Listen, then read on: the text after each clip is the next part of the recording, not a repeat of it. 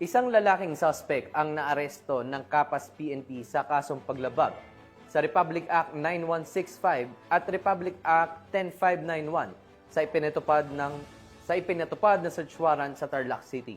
Ibabalita yan ni Police Corporal Giselle Rivera.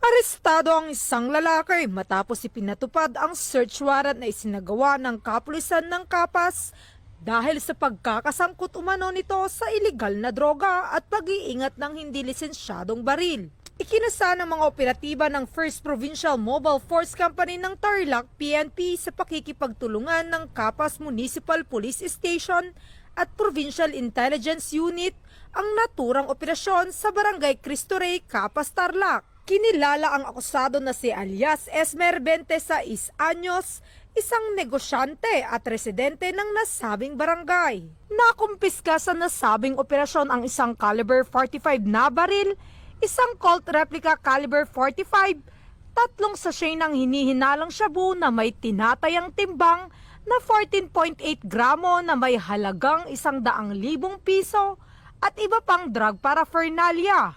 Ayon sa pulisya ay sinagawa ang paghahalughog sa maayos, mapayapa at makataong pamamaraan sa presensya ng barangay officials, mga miyembro ng Bantay Bayan, kinatawan mula sa DOJ, NPS at ilang miyembro ng media. Ang naarestong suspect ay kasalukuyang nasa kustodiyan ng 1st PMFC Tarlac PNP habang inihahanda ang mga kaukulang kaso laban sa kanya sa paglabag sa Republic Act 10591 o Comprehensive Firearms and Ammunition Regulation Act at Republic Act 9165 o Comprehensive Dangerous Drugs Act of 2002. Sa patuloy na kampanya ng pulisya laban sa iligal na droga, muling nananawagan ang mga otoridad sa ating mamamayan na makipagtulungan upang mapanatili ang kapayapaan at kaayusan sa ating mga komunidad.